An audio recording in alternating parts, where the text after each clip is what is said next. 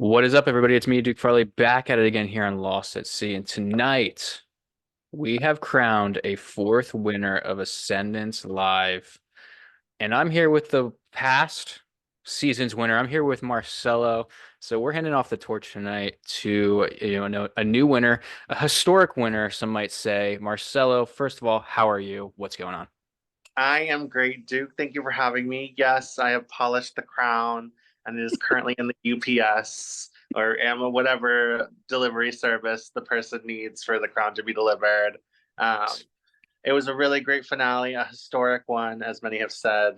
And I think that I'm really excited to talk about it because a lot happened. And I think this is a really, really great ending to a great season. A great ending to a great season, but let's start at the beginning of this episode. And I want to talk about the decision of Christopher to keep Taisha in this final three and send his friend home, Adam, not giving him the chance at a potential face-off. What do you think of this move, seeing everything that just played out? Well, it's funny because this is the first season, seasons 1 through 3. We've had a face off every Final Four, and this is the first season that it was a strict 3-1 vote. Um, I I get it. I mean, I feel like you don't have the safety blanket of a Final Three challenge to potentially get a target out. Ascendance has formed a new era, and this new era is these challenges and then a vote out. So, I mean, listen, Christopher making that move, that's a move. Listen, Adam was first out of season 3 and last out of season 4. So, I mean, it was either Adam or Taisha, and I think I understood why Chris did Adam, and I understand why it happened that way, and I think I respect it. Let's just say that Christopher had to pick his poisonous muffin. Yes, no, cupcake, poisonous cupcake. That was Poisonous cupcake. so good. Yeah, I was talking to Kira last week. Well, not last week, like 3 days ago. We were discussing. It seemed as if like it was going to be a done deal. We were either going to a face-off or Taisha was going, based on last episode and where it was, kind of leaning. And then here we are, right in the first couple minutes. Adam's gone, and I was shocked. I can tell you, I was shocked. Yeah, I was I don't know if I was as shocked as most people because I felt like Adam had a story, but also all four of them had a story. So it's kind of just like what story do you want to go up against in the final? And yeah, but it was quick. They said, here's the elimination, here are the votes by. And I was like, okay. No, They like, gotta get hi, hello, my name is. He's like, you got to go through it. they wanted to get right to, the jury roundtable, which Marcel, one of my favorite parts of every season is the jury roundtable. Nicole comes out, no applause, kind of shocked at that, and then finally we get the applause. But who stood out to you? Do you think, somebody took the reins here and was really gung ho on one person or whatnot? Which juror do you think stood out to you today? Um, I believe Eli and Josh seemed very open to all three, obviously, but with more preference to Taisha, which I mean, Eli was Taisha's partner, so I believe that that held some weight as well. I definitely think Chris G had a lot to say within the three of them, especially the Chris like final two or the final, the end game portion of everything. Um, and I believe I feel like everyone kind of had their own chance to speak, and I feel like everyone had their own opinions on the final three. I did find it very interesting that we heard more about Chris and the end game stuff, and then it felt like people were leaning more towards either Chris or Taisha. I felt like Stacy was being more of like no one really knew what Stacy had done in most of the game. There were like moments that people knew what Stacy had done, but I felt like the tide was leading towards more either Chris or Taisha. And then I think Yeah, I just really like the jury roundtable because I like how I really liked how respectful everyone was. Like it didn't seem like no one was trashing anyone. Like no one was like, no, this person can't win. How dare they make it to the end? Like no, none of that. And everyone kind of had their own vision of like what they want to see in a winner. So Marcelo, do you feel like, there's always it's always fun where you have one person that's in there that's like yelling or like saying, yeah, arguing with someone? just one person to be like, no, this person sucks. I'm kidding, no one would do that. But like it's just listen, I the jury roundtable is something that I think it obviously like I didn't participate in it last season. Like watching it, it's one of those things where I'm like, oh, it's an out of body experience to be like, these are what people are actually thinking about me. Or like so I mean, I did laugh when Nicole walked out and no one clapped. I thought that was really funny. But I think it's just one of those things where the jury roundtable, you really saw everyone's like wheels turning, and you saw everyone really focus on who they want. Um, and I think that kind of led to the final tribal council or whatever we want to call it in Ascendance terms. But Yeah. yeah, yeah, This jury roundtable, I think that from what we heard and some of the questions, I think that Chris had the most explaining to do. I think that's safe to say that he had the most explaining to do because he seemed to be the one that was shaking some hands and maybe just cutting people off when he had to. So, do you think it hurt Chris in this finale that Chris G poses the question? Uh, you know, 5 or 6 jurors in the front row go before Chris G poses the question and Chris is able to explain himself. Do you think if Chris G is one of the first people to ask Chris a question and he's able to kind of elaborate on what he was doing, it would have helped him a little bit more to kind of understand where the jury was feeling? yes. I feel like if that question was asked within the first one or two jurors, I feel like there might have been more because yes, it was Chris G asked that, and then there were three jurors after, so it's like time is limited. So I felt like yeah, it would definitely have changed the dynamic of the entire ceremony.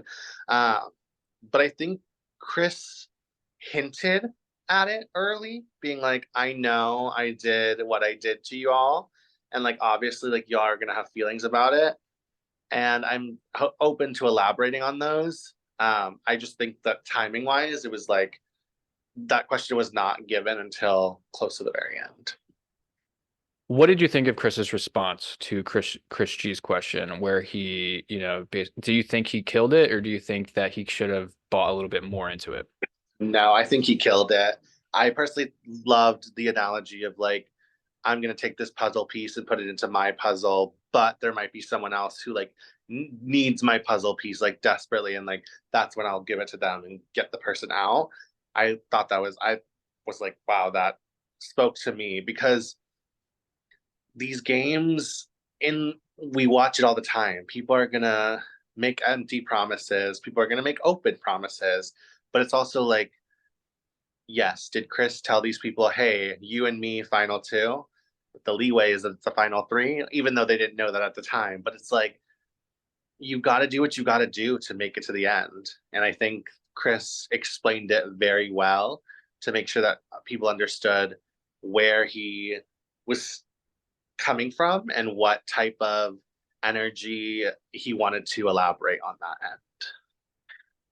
I also thought Chris answered this question really well. The only pushback that I have at all with Chris in this the entirety of the finale is I wanted Chris to be more.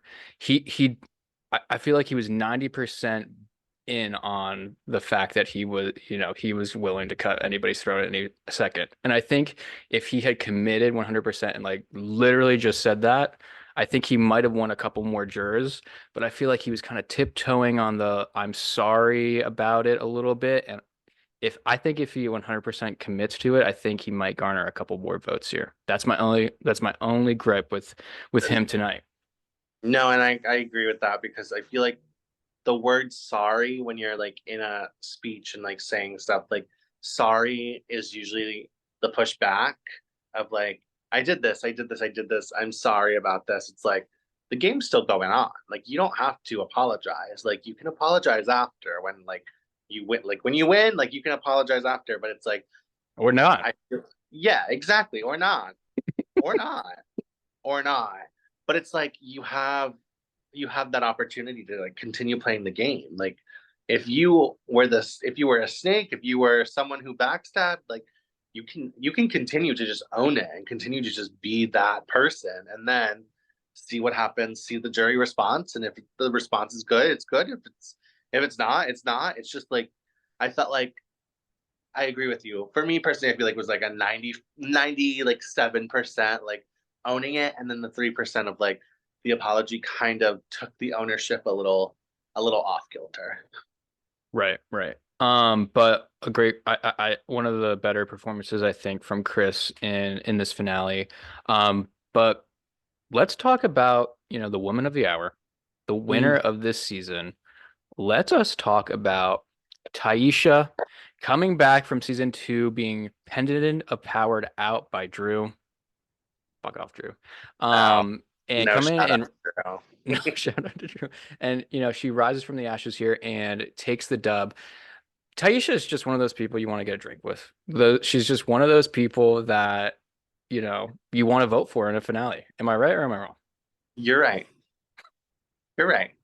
Let's talk about, I mean, uh, I was messaging you earlier, right before the votes were cast, and I asked you, who you thought won it, and you said Taisha you thought had won. Um, she came out and she gave some sort of answer, and she just kind of had the jury wrapped around her finger. They were laughing at every word. Um, that's something that, it may not be strategic. It may just be who she is. And, people just kind of love her for that reason. But that's what wins these games. Am I right? You're right. I when you messaged me who I thought was winning and taking this, I said Taisha. And I think one of the main reasons why was because that opening speech, there was just like a confidence and a calm energy to that opening speech where Taisha was like, this is what I'm going to talk about. I'm excited to hear what you all are thinking and how you all want to approach this ceremony. I just felt like it wasn't that the other two had like bad speeches because all three of them had great speeches, but I felt like Taisha's was just like calm, cool, and collected. Like there weren't a lot of nerves going into it. I just felt like she knew what she wanted to get out on the opening speech, and she did. And then you're right, like the questions that Taisha answered, she had people laughing. I it's actually really funny because I think the moment in my mind that Taisha like took it home was revealing round one being the Adam vote. I think that kind of just like solidified it. Obviously, Chris doing that kind of made me be like, oh, maybe there's like a middle position where like people are like, who is it? Because they both did it. They were both telling the truth. Yeah. But I just think that was such a shift. And you could tell the jury was like, oh shit, like that happened. Like that was a whole other character in this show in this series that like no one thought about or knew about until that exact moment. So I think again, I always say this, like the speech and the answering the questions, you can have a front runner going into a final tribal or like anything like that, and you can have people think that it's going to go one way but then it like completely shifts to another. And I think Taisha just kind of claimed her spot and covered the ground that she walked on and just owned it. She owned it. And it's always so fun. I think when you can get the pre-jury, like when they pan over to the pre-jury and you get the scene of Billy Stevens right in the front row, just clapping and having a good time. Like that, it gets everybody involved. It just gets, the juices flowing. It's I just love it. a good time. It is. I that's what I really like about the Ascendance finale is that you can see the pre-jury, you can see the jury, you can see the finalists act like everyone is it's a community over there. Marcelo, did you notice every time, there were people laughing or people clapping or people, panning over to the jury, I kept noticing, and I don't know if you saw this, but Eric Yep. just stone cold did not smile at all. I was Down like, cold. I noticed that. I was like wondering. I was like, what is going through Eric's mind right now. I was like, are you like where what game are you like what's happening? And I was like, I was very interested. Like it wasn't like why is Eric, I was like, no, but like why is Eric doing that? Like does Eric know something that like none of us know? Like the is what's the secret? Like what's the secret ingredient? Like does Eric know something that even the jury doesn't know? Because the he was the only one stone faced. But yeah, no, I noticed that. That was wild. It's kind of on par with Eric this season. I feel like he was very much the contrarian with like the duo twist. He was willing to let Michael go whenever, and I every time it panned over to him, I would look at him and he just like blank face. I was like, Jesus. Literally just like I love that. I was like, I was here for it. I was like, I don't know what we're doing, but okay. Eric ends up voting for Stacy. Um, so I've waited to do the jurors' exit interviews up until this point because I figured it, behind on a couple, but why not just wait to the finale so I can talk about, the finale and what their decisions and everything and what they were feeling in the moment. But interested to see what makes Eric compelled to vote for Stacy here. And the other two minority votes were Taylor um and Chris G. Taylor and Chris G. Were you surprised in those? You surprised it wasn't a full sweep for Taisha here? No, I'm actually really happy that each of them got like a vote. Like there's just something about like I mean if it was unanimous, like it was unanimous, but not having each of them get a vote like really like touched me and like was very special. I watched the first two like voting booths of Grace and Eric said along the lines of you like people underestimated you in Stacy and people underestimated Stacy. Even Stacy may have underestimated Stacy, but Eric was like, I see you for the game that you played and like I want to give you a vote. So that was kind of Eric's take. I love that. I yeah, I like that too. Taylor and Chris G, I'm not surprised that they voted for Chris. I felt like even during the jury roundtable, there kind of felt like a sense of Taisha didn't talk much game with those two specifically. Or if they talked game, it wasn't as maximum as it was with other people. And I feel like Chris G and Chris specifically, like there was like that storyline between them of like being, I think they were a duo at one point. I don't know if that's Yeah. correct, but they were a duo at one point. So like there was that aspect. Uh, so I can see exactly. No vote surprised me. Eric's vote surprised me like a tiny bit, but then hearing from the voting booth, it made sense. Yeah. Um, I think Chris G, yeah, Chris G was one of the people that stood out to me at the jury round table. And then his question I thought was obviously the most pointed. He only singled out Chris. I think he's one of the only people to do that this season. And I think he liked the answer that he got from Chris. So I have a feeling that's the reason why he went that way too. Um, how much fun? What was I thinking about saying? Yeah. So Chris G, yeah. How much fun was, getting to see Taisha, win this game and then kind of a little bit speechless, kind of can just express it with hugs. Um, what do you think was her defining moment in the game? Not necessarily the speeches or anything, but was there anything that stood out to you game wise, like move wise, that she did? Um, I feel like even though it didn't work, I feel like the move that kind of solidified Taisha's end game in a way that no one was targeting her was Rachel's vote out. When everyone voted for Michael and Adam blocked Michael's vote, and you saw that Taisha, who had a relationship with Michael in this game, like they definitely had a stronger relationship than others, like Taisha voted Michael. And like that showed everyone that Taisha is willing to even take out her closest allies. And of course, literally round before, Michael gives Taisha the safety without power, and it's like you have all these things that like line up, and then Taisha votes out Michael. So I think Taisha played a very strong under the radar game, and I feel like there were moves and conversations that Taisha was in that then created what happens.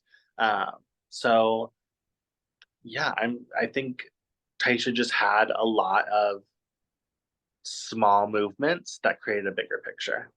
Yeah, because throughout these three seasons, look back at some of these winners and you see defining moments, like whether it be with powers, whether it be with specific votes, blindsides, and going through and watching Taisha this entire season, I think you said it completely right, Marcelo. I didn't see a huge strategic or powerful move. I just saw a lot of great small social moves from Taisha that kept adding on and adding on. And I think that's what put her over the edge in terms of, a winner arc. Yeah, it's interesting how Taisha didn't need to move a finger at some points, and still people like loved her. Like I love Taisha. Like Taisha is such like a genuine person and so nice and easy to talk to. Fun fact, Taisha and I actually played online version of Ascendance season 10 together. Taisha got third place, I got fourth place, and now look at us now, two winners in the live Hall of Fame. But but like I think that there's so much, there's just Taisha just has power and just like and confidence. And I feel like that's something that also works for her favor. Yeah. So I'm so happy for her and her getting this win. You know, first POC, first female winner, making history on Ascendance. Um, So congratulations to Taisha. Can't wait to talk to her. I want to talk about Stacey's performance before we kind of move into, the post season and whatnot.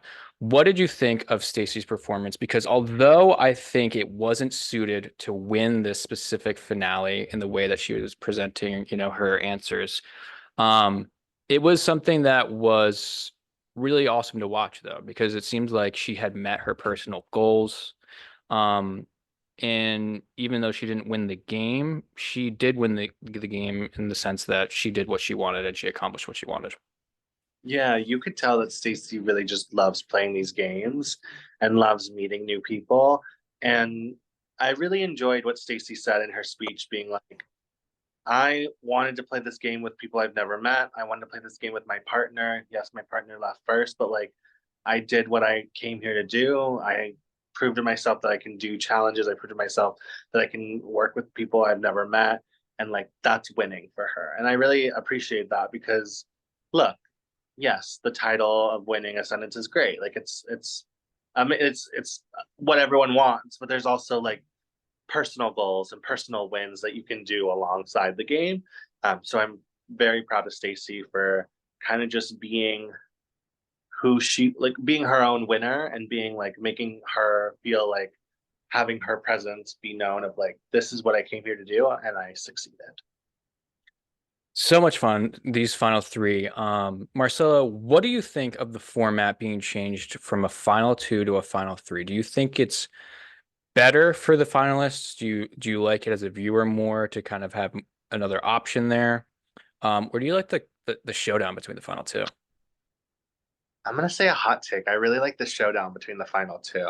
I'm not gonna say I hated this final three format because I didn't. I thought it really highlighted different aspects of the jury, and with three people like there's nowhere to hide. Like you can, I mean with two people there's nowhere to hide either, but with three people it's you have to own your game, and you have two more people that you need to compete with instead of one.